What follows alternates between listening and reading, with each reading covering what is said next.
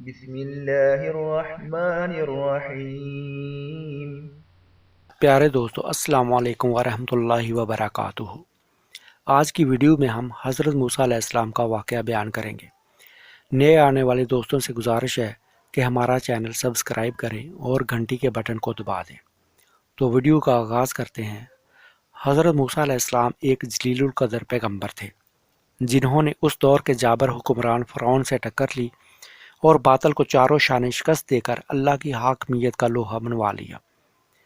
حضرت ہارون علیہ السلام حضرت موسیٰ علیہ السلام کے بڑے بھائی تھے اور وہ بھی نبی تھے۔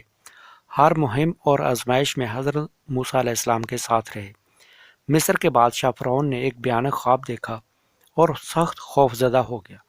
اس نے اپنے تمام نجومیوں کو طلب کیا اور خواب کی تعبیر چاہی۔ نجومیوں نے ذائچے کھینچے اور مشترکہ فیصلہ دیا کہ ایک ایسا بچہ دنیا میں آنے والا ہے جو تیری سلطنت کو تباہ و برباد کر دے گا۔ اس پر فرعون نے حکم دیا کہ پیدا ہونے والے تمام بچوں کو قتل کر دیا جائے۔ حضرت موسیٰ علیہ السلام کی والدہ نے بچے کی پیدائش کو انتہائی خفیہ رکھا اور 3 ماہ تک دنیا کی نظروں سے پوشیدہ رہ کر حضرت موسیٰ علیہ السلام کی پرورش کرتی رہیں۔ ان کی والدہ سخت پریشان تھی۔ پھر اللہ تعالیٰ نے ان کی اس پریشانی میں مدد فرمائی اور ان کے دل میں خیال پیدا کیا کہ ایک ایسا صندوق بناؤ جس پر پانی اثر نہ کر سکے اور ہوا بھی برابر اندر جا سکے۔ اس میں بچے کو محفوظ طریقہ سے بند کر دو اور دریائے نیل میں بہا دو۔ حضرت موسیٰ علیہ السلام کی والدہ نے ایسا ہی کیا۔ صندوق بہاؤ کی سمت بہ نکلا۔ حضرت موسیٰ علیہ السلام کی ہمشیرہ فطری محبت سے مجبور ہو کر کنارے کنارے صندوق کے ساتھ ساتھ دوڑنے لگی۔ اللہ تعالیٰ حضرت موسیٰ علیہ السلام کے محافظ تھے، اور جس کی حفاظت خود خدا کرے اسے کون مار سکتا ہے۔ ادھر اللہ کی قدرت دیکھیے کہ فرعون کی بیوی آسیہ دریائے نیل کے کنارے اپنی کنیزوں کے ہمراہ موسم سے لطف اندوز ہو رہی تھی کہ لکڑی کا صندوق کنارے پر آ لگا۔ کنیزوں نے ملکہ کے کہنے پر صندوق کھولا تو صندوق میں ایک نہایت خوبصورت اور نوزائیدہ بچہ انگوٹھا چوس رہا تھا۔ فرعون کی بیوی نے بچے کو دیکھ کر بہت خوش ہوئی۔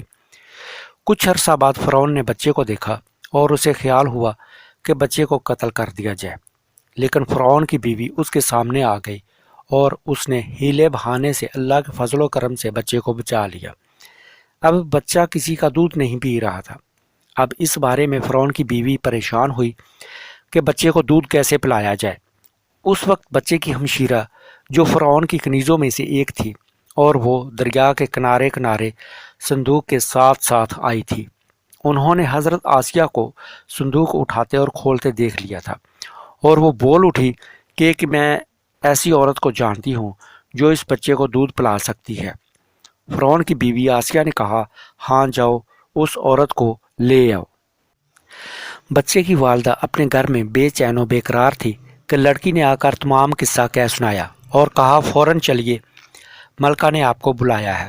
مامتا کے دل کو چین آیا اور وہ فوراً ملکہ کے پاس پہنچ گئی، اور اس طرح اللہ نے اپنا وعدہ پورا فرمایا اور رب کائنات نے اپنے بندے پر خاص رحم و کرم فرمایا، اور موسیٰ علیہ السلام فرعون کے محل میں ہی پرورش پانے لگے۔ معزز ناظرین، یہاں پر ایک بات آپ کو بتاتے چلے کہ قرآن حکیم میں مختلف صورتوں میں حضرت موسیٰ علیہ السلام کا ذکر 126 مرتبہ آیا ہے۔ حضرت موسیٰ علیہ السلام شاہی محل میں پرورش پاتے رہے، نہایت قوی اور دلیر جوان نکلے، چہرہ باروب، مردانہ وجاہت کا پیکر، باوقار گفتگو اور سنجیدہ مزاج تھے۔ آنکھوں میں ایک خاص شان اور چمک تھی۔ شاہی تربیت اور پھر اللہ تبارک تعالیٰ نے ایک خاص عظمت اور شان عطا فرمائی تھی۔ جوان ہونے پر انہیں یہ معلوم ہو گیا کہ ان کی قوم غلام ہے اور ان کی شاہی خاندان سے کوئی قرابت نہیں۔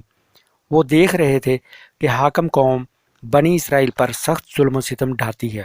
ان کی اس غلامی پر حضرت موسیٰ علیہ السلام کا دل کرتا اور خون کے گھونٹ پی کر رہ جاتے۔ بعض اوقات وہ اپنی قوم کی حمایت بھی کر ڈالتے تھے۔ اس حمایت کا نتیجہ یہ نکلا کہ مصریوں نے بنی اسرائیل پر ظلم و ستم کرنے میں کمی کر دی۔ حضرت موسیٰ علیہ السلام کو اللہ تعالیٰ نے اپنی خاص رحمت سے نوازا اور جسمانی خوبصورتی، طاقت و قوت کے علاوہ علم و حکمت سے نوازا۔ سن بلوغت تک پہنچ کر ان میں قوت فیصلہ اور علم و نظر بھی کمال درجہ تک پہنچ گئے۔ وہ روحانی اور جسمانی دونوں طرح عروج کمال حاصل کر گئے۔ قرآن پاک کی صورت القصص آیت نمبر 14 میں اللہ تعالیٰ نے ارشاد فرمایا، اور جب موسیٰ علیہ السلام پہنچا اپنے زور پر تو بخشا ہم نے اس کو قوت فیصلہ، اور اس طرح ہم نیکوکاروں کو بدلہ دیا کرتے ہیں۔ حضرت موسیٰ علیہ السلام جب جوان ہوئے تو وہ اکثر محل سے باہر نکل کر اپنی قوم کی بستیوں میں جا کر ان کے حالات کا مشاہدہ کرتے رہتے تھے۔ ایک مرتبہ حضرت موسیٰ علیہ السلام کہیں جا رہے تھے تو انہوں نے دیکھا کہ ایک مصری ایک اسرائیلی کو زبردستی پکڑ کر گھسیٹ رہا تھا۔ اسرائیلی حضرت موسیٰ علیہ السلام کو دیکھ کر مدد کے لیے چیخو پکار کرنے لگا۔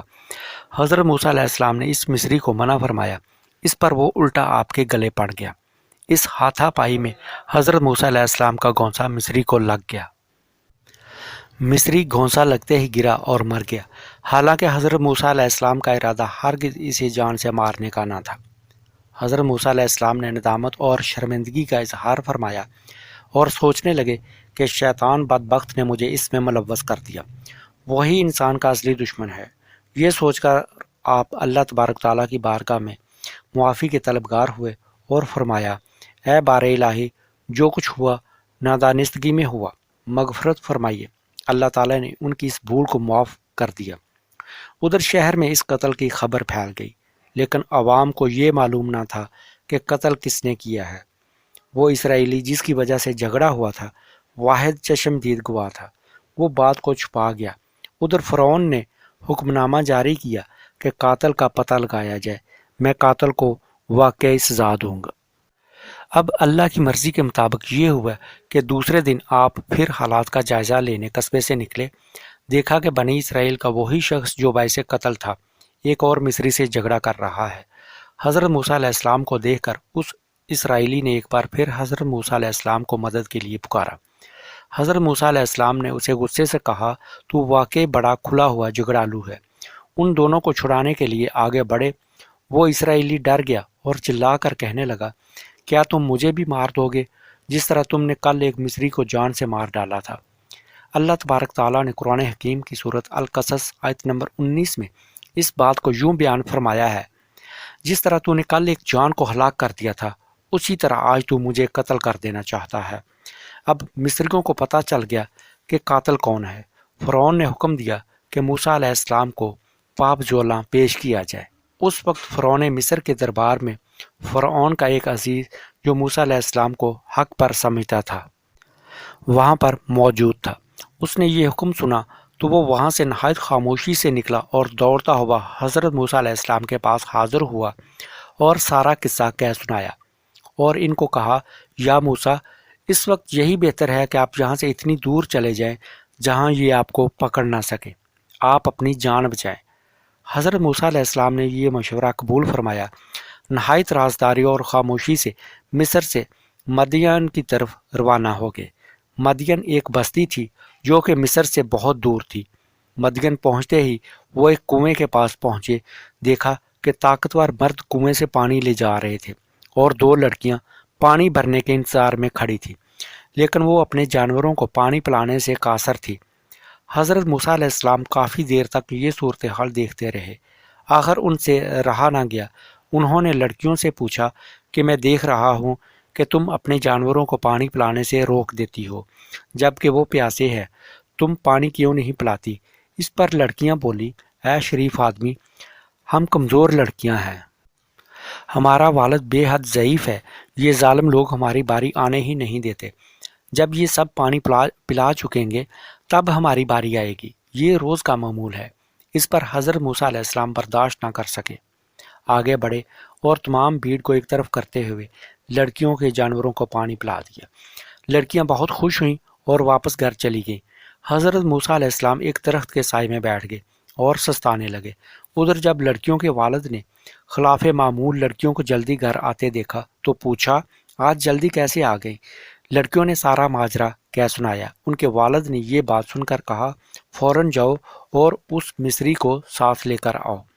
ادھر موسیٰ علیہ السلام مسافرت اور بھوک پیاس کی وجہ سے پریشان تھے، اپنے اللہ سے کہہ رہے تھے، اے پروردگار، تو میرا حال مجھ سے بہتر جانتا ہے، میرے لیے اپنی رحمت خاص سے مدد فرما، میں تجھ ہی سے مدد چاہتا ہوں اور تیرا ہی طلبگار ہوں، وہ یہ سوچ رہے تھے کہ دونوں لڑکیاں پہنچ گئیں اور باپ کا پیغام دیا کہ والد آپ کو بلاتے ہیں۔ حضرت موسیٰ علیہ السلام سمجھ گئے کہ یہ امداد غیبی ہے۔ وہ لڑکیوں کے ہمراہ ان کے گھر جا پہنچے۔ لڑکیوں کے والد ایک بزرگ اور نیک سیرت صالح آدمی تھے۔ آنے والے مہمان کی نیچی نگاہوں میں شرم و حیا دیکھی تو انہیں کھانا کھلا دیا اور اطمینان کے ساتھ ان کے حالات سنے اور فرمایا کہ خدا کے فضل و کرم سے تم ان ظالموں کے ظلم سے بچ نکلے ہو، اب یہاں رہو، تمہیں کوئی ڈر نہیں۔ حضرت موسیٰ علیہ السلام کی شرافت دیکھتے ہوئے اس مرد صالح لڑکیوں کے والد نے حضرت موسیٰ علیہ السلام کو اپنے ہاں بکریاں چرانے کے لیے نوکر رکھ لیا اور وعدہ کیا کہ اگر 8 سال تک بکریاں چرائے تو میں اپنی لڑکی تیرے نکاح میں دے دوں گا، اور اگر تو 2 سال اور چرائے تو یہ تیری مرضی ہے۔ اللہ تعالیٰ نے قرآن کریم میں سورۃ القصص آیت نمبر 27 میں اس واقعہ کو یوں بیان فرمایا گیا ہے۔ بولی ان دونوں میں ایک، اے باپ اس کو نوکر رکھ لے، البتہ بہتر نوکر جس کو تو نوکر رکھنا چاہے وہ ہے جو زور آور اور امانت دار ہو۔ کہا میں چاہتا ہوں کہ بیاہ دوں تجھ کو ایک بیٹی اپنی ان دونوں میں سے، اس شرط پر کہ تو میری نوکری کرے 8 برس، پھر اگر تو پورا کر دے 10 برس تو وہ تیری مرضی ہے، اور میں نہیں چاہتا کہ تجھ پر تکلیف ڈالوں۔ تو پائے گا مجھ کو اللہ نے چاہا نیک بختوں سے۔ بولا یہ وعدہ ہو چکا میرے اور تیرے بیچ، جون سی مدت ان دونوں میں پوری کر دوں ہو سو زیادتی نہ ہو، مجھ پر اور اللہ پر بھروسہ ہے اس چیز کا جو ہم کہتے ہیں۔ الغرض حضرت موسیٰ علیہ السلام نے یہ وعدہ قبول فرمایا۔ مفسرین کا کہنا ہے کہ حضرت موسیٰ علیہ السلام نے 10 سال تک بکریاں چرائیں، پھر ان بزرگ صالح نے اپنی بیٹی کی شادی حضرت موسیٰ علیہ السلام کے ساتھ کر دی، اور 10 سال کے عرصہ میں بکریوں کا ریوڑ جس میں اضافہ ہوا تھا حضرت موسیٰ علیہ السلام کے حوالے کر دیا۔ حضرت موسیٰ علیہ السلام شادی کے کچھ عرصہ تک وہیں رہے۔ ایک دن حضرت موسیٰ علیہ السلام وادی سینا سے گزر رہے تھے کہ انہیں آگ کی ضرورت پڑی۔ آپ آگ کی تلاش میں ادھر ادھر نکلے کہ کوہ طور پر انہیں روشنی دکھائی دی۔ وہ سمجھے کہ وہاں آگ ہے۔ انہوں نے بیوی بچوں اور ریوڑ کو وہیں چھوڑا اور آگ کی تلاش میں پہاڑ کی جانب چل پڑے۔ چلتے چلتے جب آپ پہاڑ کے نزدیک وادی ایمن میں پہنچے تو اللہ تعالیٰ نے اس بات کا ذکر قرآن پاک کی سورۃ طٰہٰ آیت نمبر 10 میں یوں بیان فرمایا ہے۔ پھر موسیٰ نے اپنی بیوی سے کہا تم یہاں ٹھہرو، میں نے آگ دیکھی ہے، شاید اس میں سے کوئی چنگاری تمہارے لیے لا سکوں یا وہاں الاؤ پر کسی کو راہ پر پا سکوں۔ حضرت موسیٰ علیہ السلام جب پہاڑ کے قریب پہنچے تو دیکھا کہ وہاں عجیب آگ ہے۔ اس کی روشنی درخت پر پڑتی ہے لیکن نہ تو جلتی ہے اور نہ ہی بجھتی ہے۔ وہ اس عجیب روشنی کو دیکھنے اور آگے بڑھے، لیکن جوں جوں وہ آگے بڑھتے توں آگ دور ہوتی جاتی تھی۔ یہ دیکھ کر موسیٰ علیہ السلام خوف زدہ ہو گئے اور پیچھے ہٹے۔ پیچھے ہٹنے پر آگ قریب آ گئی اور آواز آئی، اے موسیٰ ادب و احترام سے کہ اپنی جوتی اتار دے کہ میں ہوں اللہ تیرا اور تمام جہانوں کا رب۔ تو مقدس وادی میں کھڑا ہے اور میں نے تجھے نبوت کے لیے چن لیا ہے۔ قرآن پاک میں سورۃ طٰہٰ میں اس واقعہ کو یوں بیان کیا گیا ہے، پس موسیٰ اس آگ کے قریب آئے تو پکارے گئے، اے موسیٰ میں ہوں تمہارا رب، پس اپنی جوتی اتار دے کہ تو ایک مقدس وادی میں کھڑا ہے، اور دیکھ میں نے تجھ کو اپنی رسالت کے لیے چن لیا ہے، پس جو کچھ وحی کی جاتی ہے اس کو کان لگا کر سن۔ مفسرین کے مطابق حضرت موسیٰ علیہ السلام نے جس روشنی کو آگ سمجھا تھا وہ آگ نہ تھی بلکہ تجلی الہی کا نور تھا، لیکن جو آواز سنی وہ فرشتے کی آواز تھی۔ اس آواز کے ذریعے حضرت موسیٰ علیہ السلام خدا سے ہم کلام ہوا۔ بہرحال حضرت موسیٰ علیہ السلام کو حکم ہوا جوتی اتار دو کہ یہ وادی ایمن ہے۔ حضرت موسیٰ علیہ السلام سے جوتی اتارنے کا مطالبہ اس لیے کیا گیا کہ صحیح حدیث کے مطابق اس کی وجہ حضور نبی کریم صلی اللہ علیہ وآلہ وسلم نے بیان فرمائی۔ موسیٰ علیہ السلام کی جوتی مردے گدھے کی کھال سے بنائی۔ قرآن پاک میں سورۃ طٰہٰ میں اس واقعہ کو یوں بیان کیا گیا ہے، پس موسیٰ اس آگ کے قریب آئے تو پکارے گئے، اے موسیٰ میں ہوں تمہارا رب، پس اپنی جوتی اتار دے کہ تو ایک مقدس وادی میں کھڑا ہے، اور دیکھ میں نے تجھ کو اپنی رسالت کے لیے چن لیا ہے، پس جو کچھ وحی کی جاتی ہے اس کو کان لگا کر سن۔ مفسرین کے مطابق حضرت موسیٰ علیہ السلام نے جس روشنی کو آگ سمجھا تھا وہ آگ نہ تھی بلکہ تجلی الہی کا نور تھا، لیکن جو آواز سنی وہ فرشتے کی آواز تھی۔ اس آواز کے ذریعے حضرت موسیٰ علیہ السلام سے خدا ہم کلام ہوا۔ بہرحال حضرت موسیٰ علیہ السلام کو حکم ہوا کہ جوتی اتار دو کہ یہ وادی ایمن ہے۔ حضرت موسیٰ علیہ السلام سے جوتی اتارنے کا مطالبہ اس لیے کیا گیا کہ صحیح حدیث کے مطابق اس کی وجہ حضور نبی کریم صلی اللہ علیہ وآلہ وسلم نے بیان فرمائی۔ موسیٰ علیہ السلام کی جوتی مردہ گدھے کی کھال سے بنائی گئی تھی، یعنی گدھے کو ذبح نہیں کیا گیا تھا، اس لیے پاک نہ تھی۔ حضرت موسیٰ علیہ السلام نے اللہ کا کلام سنا تو خوشی سے پھولے نہ سمائے اور سجدہ میں گر گئے اور رب عظیم کا شکر بجا لائے۔ حضرت موسیٰ علیہ السلام حیرت میں سجدہ سے اٹھے تو پروردگار عالم نے فرمایا، اے موسیٰ، یہ تیرے داہنے ہاتھ میں کیا چیز ہے؟ اللہ تعالیٰ قرآن مجید کی سورۃ طٰہٰ میں یوں بیان فرماتے ہیں، اے موسیٰ، تیرے داہنے ہاتھ میں کیا ہے؟ حضرت موسیٰ علیہ السلام بولے، یا رب العزت، میرے داہنے ہاتھ میں میری لاٹھی ہے جس سے میں چراتے وقت بکریاں ہانک لیتا ہوں اور اپنی بکریوں کے لیے چارہ اکٹھا کرتا ہوں، یعنی درختوں سے پتے جھاڑ لیتا ہوں۔ اس امر کو اللہ تعالیٰ نے قرآن حکیم کی سورۃ طٰہٰ میں یوں بیان فرمایا ہے، یہ میری لاٹھی ہے، اس پر بکریاں چراتے ہوئے سہارا لیتا ہوں اور اپنی بکریوں کے لیے پتے جھاڑ لیتا ہوں۔ پھر موسیٰ علیہ السلام نے کہا، یا رب العالمین، میں اسی سے اپنی ضرورت کے اور کام بھی لیتا ہوں۔ اس بات کو قرآن حکیم میں سورۃ طٰہٰ میں یوں بیان فرمایا ہے، اور میرے لیے اس سے متعلق اور ضروریات بھی ہیں۔ پھر اللہ تعالیٰ نے موسیٰ علیہ السلام سے فرمایا، اے موسیٰ، اپنی اس لاٹھی کو زمین پر ڈال دے۔ قرآن حکیم میں سورۃ طٰہٰ میں ارشاد الہی ہے، موسیٰ، اس لاٹھی کو زمین پر ڈال دو۔ موسیٰ علیہ السلام نے حکم الہی کی تعمیل کرتے ہوئے لاٹھی زمین پر ڈال دی۔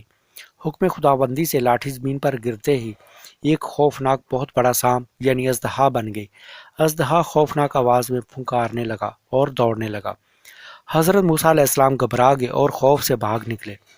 اسی وقت آواز آئی، اے موسیٰ، مت ڈرو، اس کو پکڑ لو، ہم اسے پھر لاٹھی بنا دیں گے۔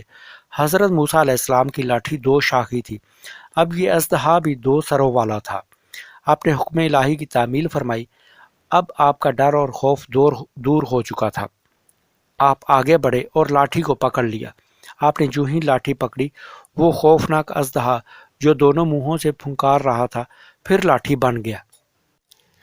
قرآن پاک کی سورۃ طٰہٰ میں ارشاد ہوا، اللہ تعالیٰ نے فرمایا، اے موسیٰ، اس کو پکڑ لو اور خوف نہ کھاؤ، ہم اس کو اس کی اصلی حالت میں لوٹا دیں گے۔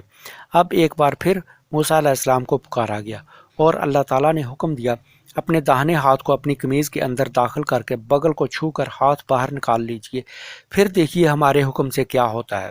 موسیٰ علیہ السلام نے ایسا ہی کیا، ہاتھ بغل سے مس کر کے باہر نکالا۔ آپ کا ہاتھ چاند کی طرح بے داغ سفید چمکنے لگا۔ چنانچہ قرآن حکیم میں سورۃ طٰہٰ میں ارشاد ہوا، اور ملا دے اسے اپنے ہاتھ کو اپنی بغل کے ساتھ، نکل آئے گا وہ سفید بغیر کسی مرض کے، یعنی برس سے پاک۔ یہ دوسری نشانی ہے۔ اللہ تعالیٰ نے حضرت موسیٰ علیہ السلام کو نبوت اور رسالت کے دو بڑے نشان عطا فرمائے، اور یہ نشان ان کی نبوت و صداقت کی واضح دلیل تھی۔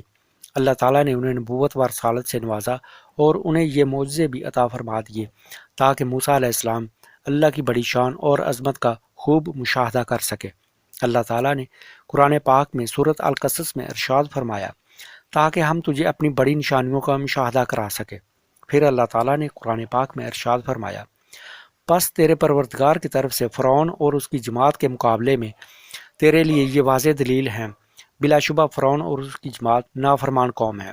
اب اللہ تعالیٰ کی طرف سے موسیٰ علیہ السلام کو حکم ہوا کہ اب جاؤ فرعون اور اس کی قوم کو راہ ہدایت دکھاؤ۔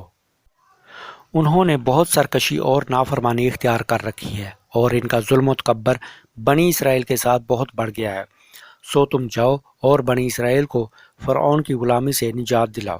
یہ معجزے فرعون اور اس کی جماعت کے مقابلے میں تمہارے مددگار ہوں گے۔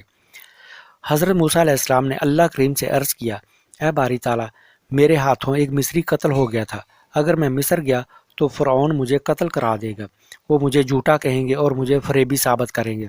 اے اللہ غفور الرحیم، تو نے مجھے نبوت کے اعلیٰ مقام پر فائز کیا ہے، تو میرے سینے کو نور سے معمور کر دے، اس خاص اور اہم خدمت کو میرے لیے آسان بنا دے، اور میری زبان میں پڑی ہوئی گرا یعنی تتلا کر بولنا اس کو کھول دے، تاکہ لوگوں کو میری بات سمجھنے کی آسانی ہو، چونکہ میری گفتگو میں روانی نہیں ہے اور بنسبت میرا بھائی ہارون مجھ سے زیادہ فصیح بیان ہے، اس لیے اس کو بھی اپنی اس نعمت یعنی نبوت سے سرفراز فرما کر میرا شریک کار بنا دے۔ اللہ تعالیٰ نے قرآن پاک میں سورۃ طٰہٰ میں یوں ارشاد فرمایا، حکم ہوا اے موسیٰ تو فرعون کی طرف جا، وہ بڑا سرکش ہو گیا ہے۔ فرعون کی عرض کی اے پروردگار میرا سینہ کھول دے، میرا کام میرے لیے آسان کر دے، میری زبان کی گرہ کھول دے کہ میری بات لوگوں کے دلوں میں اتر جائے، نیز میرے گھر والوں میں سے میرے بھائی ہارون کو میرا وزیر بنا دے، اس کی وجہ سے میری قوت شدید ہو، وہ میرے کام میں میرا شریک ہو، ہم دونوں تیری پاکی اور بڑائی کا بکثرت ذکر کریں، تیری یاد میں زیادہ سے زیادہ لگے رہیں، اور بلا شبہ تو ہمارا حال دیکھ رہا ہے۔ عرض کی اے پروردگار میرا سینہ کھول دے، میرا کام میرے لیے آسان کر دے، میری زبان کی گرہ کھول دے کہ میری بات لوگوں کے دلوں میں اتر جائے، نیز میرے گھر والوں میں سے میرے بھائی ہارون کو میرا وزیر بنا دے، اس کی وجہ سے میری قوت شدید ہو، وہ میرے کام میں میرا شریک ہو، ہم دونوں تیری پاکی اور بڑائی کا بکثرت ذکر کریں، تیری یاد میں زیادہ سے زیادہ لگے رہیں، اور بلا شبہ تو ہمارا حال دیکھ رہا ہے۔ ارشاد ہوا اے موسیٰ تیری درخواست منظور ہوئی۔ پھر اللہ تعالیٰ نے حضرت موسیٰ علیہ السلام کو ہدایت فرمائی۔ قرآن پاک کی سورۃ طٰہٰ میں اللہ تعالیٰ نے ارشاد فرمایا، اب تو اور تیرا بھائی دونوں میری نشانیاں لے کر جائیں اور میری یاد میں کوئی کوتاہی نہ کریں، ہاں تم دونوں یعنی موسیٰ اور ہارون فرعون کے پاس جاؤ، وہ سرکشی میں بہت بڑھ گیا ہے، پھر جب اس کے پاس پہنچو تو سختی سے پیش نہ آنا، نرمی سے بات کرنا، ہو سکتا ہے نصیحت پکڑے یا پھر خوف زدہ ہو جائے۔ دونوں نے عرض کیا اے پروردگار ہمیں اندیشہ ہے فرعون ہماری مخالفت میں جلدی نہ کرے یا سرکشی سے پیش آئے۔ ارشاد ہوا کچھ اندیشہ نہ کرو، میں تمہارے ساتھ ہوں، میں سب کچھ سنتا ہوں، سب کچھ دیکھتا ہوں، تم اس کے پاس جاؤ اور کہو ہم تیرے پروردگار کی نشانی لے کر تیرے سامنے آئے ہیں، اس پر سلامتی ہو جو سیدھا راستہ اختیار کرے۔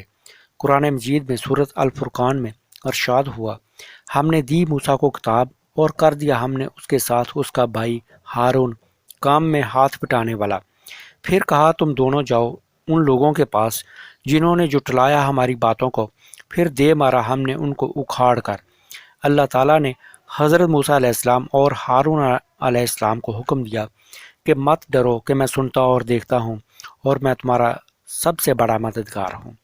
مت ڈرو فرعون اور اس کی جماعت سے، اور جب تم وہاں اس کے سامنے جاؤ تو نرمی سے دعوت حق دینا، اگر وہ نہ مانے تو انہیں ہماری نشانیاں دکھانا کہ شاید وہ خوف زدہ ہو جائیں، وہ اپنی تدبیر کرے گا لیکن تم ہی غالب رہو گے اور اس کی ہر ترکیب بیکار ہو جائے گی۔ اللہ نے انہیں تورات عطا فرمائی اور مصر جانے کا حکم دیا۔ حضرت موسیٰ علیہ السلام رات کے وقت مصر میں اپنے گھر پہنچے تو اپنے بھائی ہارون سے اور گھر والوں سے ملے۔ انہوں نے حضرت ہارون علیہ السلام کو بتایا کہ اے ہارون میں اللہ کا نبی ہوں اور حق کا پیغام لے کر آیا ہوں، اور تو بھی میرا ساتھی ہے، تجھ کو اللہ نے میری مددگار بنایا ہے اور تو بھی نبوت سے سرفراز ہوا۔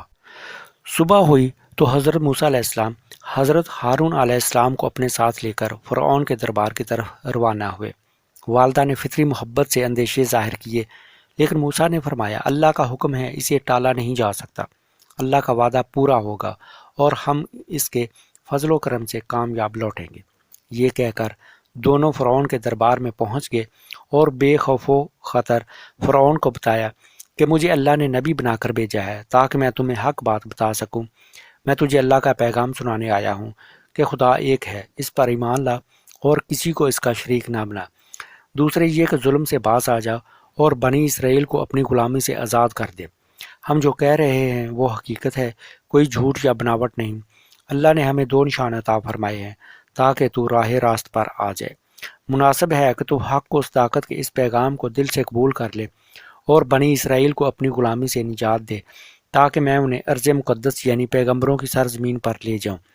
فرعون نے ان کی بات سن کر کہا اے موسیٰ تو وہ وقت بھول گیا جب تو نے میرے ہی گھر میں پرورش پائی اور جوان ہونے پر ایک مصری کو قتل کر کے بھاگ گیا۔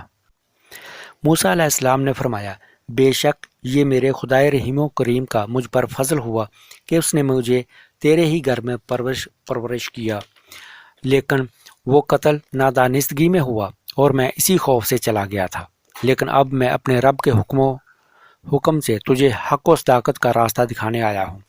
میرے رب نے مجھے صحیح پرورش اور تربیت دی اور مجھ کو نبوت عطا فرمائی۔ حضرت موسیٰ علیہ السلام کی دعوت حق پر فرعون نے کہا، یہ تو نئی بات کیا سناتا ہے؟ کیا میرے علاوہ بھی کوئی رب ہے؟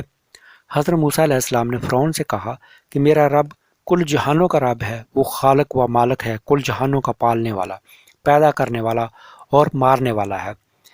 اور تو کیا ساری دنیا کا پیدا کرنے والا ہے؟ یا تو دعویٰ کر سکتا ہے کہ اس کارخانہ قدرت میں تیرا کوئی ہاتھ ہے؟ نہیں، بلا شبہ نہیں۔ نہ تو پیدا کر سکتا ہے، نہ مار سکتا ہے، اور نہ ہی زندہ کر سکتا ہے۔ تجھ کو، تیرے باپ کو اور تیرے آباء و اجداد کو اسی نے پیدا کیا، کیا تو ایسا کر سکتا ہے؟ موسیٰ علیہ السلام نے فرمایا کہ میرا رب وحدہ لا شریک ہے، تمام جہانوں کا مالک و خالق ہے۔ فرعون لاجواب ہو کر کہنے لگا، کیا میرے باپ دادا کا عقیدہ جھوٹا اور باطل تھا، اور ان پر کیا گزری؟ یہ میرا رب جو سننے اور جاننے والا ہے، بہتر جانتا ہے۔ پھر انہوں نے اللہ تبارک تعالیٰ کی ثنا کر کے اور اس کی صفات کا ذکر کر کے اپنی بات کو مضبوط اور واضح کر دیا۔ فرعون اور اس کے ساتھی ان واضح دلیلوں سے سمجھ چکے تھے کہ موسیٰ علیہ السلام اور ان کا عقیدہ سچا ہے، لیکن چونکہ وہ اپنے آپ کو جھٹلانا نہیں چاہتا تھا، اس لیے اپنی بات پر اڑا رہا کہ میں ہی رب ہوں، میرے سوا کوئی نہیں، نعوذ باللہ۔ پھر فرعون نے اپنے وزیر حامان سے ایک بہت اونچی عمارت بنانے کو کہا کہ خدا کا حال معلوم کر سکے۔ یہ محض وہ اپنے آپ کو اور عوام کو دھوکہ دینے کے لیے کہہ رہا تھا، ورنہ وہ حقیقت کو سمجھ اور جان چکا تھا۔ کہ پھر فرعون نے حکم دیا، اے موسیٰ، اپنی اس بات سے باز آ جا، ورنہ میں تجھے قید میں ڈال دوں گا۔